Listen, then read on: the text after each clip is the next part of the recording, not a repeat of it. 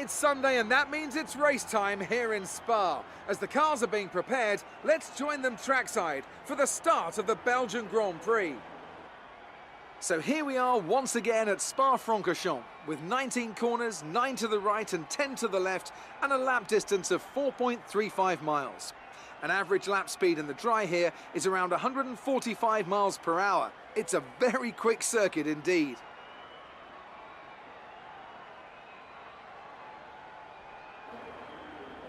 A tough race in store. Well then, after an exciting qualifying session yesterday, let's take a look at how the cars line up. Lewis Hamilton lines up on pole position, edging out Max Verstappen, who'll start from P2. Looking down the rest of the grid, we have Bottas, Raikkonen, Sebastian Vettel and Ricciardo, Alonso, Hülkenberg, Ocon and Sergio Perez, Sainz, Grosjean, Stoffel van Dorn and Magnussen, Gasly, Ericsson, Brendan Hartley and Sergei Sirotkin. Leclerc and Lance Stroll rounds off the grid. Now it's almost time to lights out, so let's go down. Okay guys, here we are at the start of Spa-Francorchamps, and I'm actually using, for the first time I'm using Kevin Magnussen with Haas, and slow start there, trying to take the inside line. Try not to bump into the cars on the first turn, which is where most of the damage happens. If you remember, last year, Charles Leclerc and Fernando Alonso actually had a huge accident where I can't remember the name of the driver that bumped into the back of Fernando Alonso, but his car went airborne and actually landed on the halo of Charles Leclerc, and they had just, for the first time that season, actually installed the halos as a safety procedure to limit the accidents and deaths. Coincidentally, Charles Leclerc is the cousin of Jules Bianchi, which unfortunately was the last fatality in Formula One racing. In 2014, he had the accident at Suzuka. He didn't die until 2015, unfortunately. Rest in peace. Okay, back to the race. I can't see the livery of who's in front of me right now, so, and let's see, I can't quite see the steering wheel to see what, I'm in 6th gear, but yeah, okay, it's a BWT, so that's either Sergio Perez or that's Esteban Ocon. I believe the car in front of him is also Force India. Okay, right here is when you take this next left, you actually use full throttle the whole way through. So you should hear my engine not even, there you go. Oh. Okay, I didn't gain anything there because that's kind of an overtaking zone where I can outbrake them. What I mean by outbraking is that, let's say they hit the brakes at maybe 90 meters and I hit it at 80 meters. And so therefore I'm able to go deeper into the curve, which means I pass them, but then I lose a lot of results coming out of the curve after the apex. I'll go into that a little bit more. Oh, oh. What happened? Let me know you're okay. Okay. That was definitely all my fault. I'm going to use the flashback feature here and just go on with the race so we can do a little bit more commentary since I'm adding commentary to this one. Sorry about that, guys. Okay, so I definitely lost the race. Okay, back with Kevin Magnussen. Eau Rouge, the name of this corner.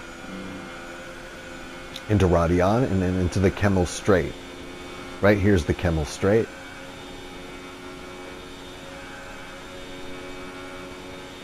It's also the DRS zone. There's 50 meters right there into the chicane.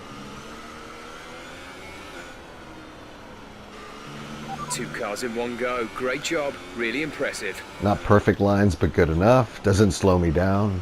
The point is to keep the track position. Gaining on the next position. Took off the throttle a little bit there. Definitely, I want to go full throttle here, but it's not possible. You do have to add a little bit of brake so you get offline there, which could cost you time recovering. I do have a tendency to want to go full throttle there because it's downhill.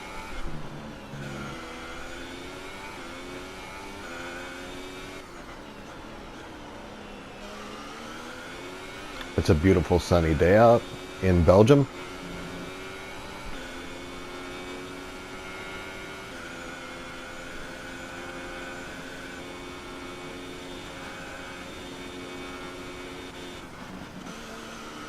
Missed that turn a little bit, but still trying to go full throttle through that turn. Oh, here comes the last chicane. Okay, back to full throttle. That was the fastest lap of the race. Keep this up. All right, turn 1. Let's see if I can stay within 1 second of him when we reach the DRS zone. Then I can get a, DRS slipstream. Okay, I am going to get DRS. Here comes the DRS zone right there. Click into DRS. So I should get at least 1 position here. I believe DRS gives you approximately 13 miles per hour more.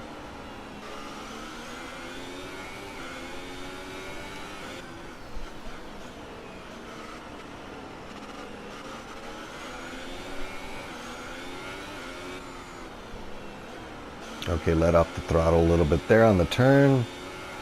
Pushing down the hill. Gonna let off the throttle here. Okay, nice turn there. Using the full track but inside the lines. As you can see, all the drivers do tend to use the full track and the full curb. You can always tell where you want to be on the track by looking at the curbs. So you can see the red and white, or the red and yellow stripes are currently on the left, so I'm using them. Now they're on the right, so I move to the right. They're on the left again. Also, you can just, use your vision and look down the track, and you can see. You can't drive these tracks without knowing the layout in advance. You have to know when to brake, when to turn, how to turn. There's a lot of anticipation and knowledge involved. Thank you guys for watching. I appreciate it. I will see you in the next video. Please like, share, and subscribe, and have a good day. Over. Thank you. Take care of the car on the way in.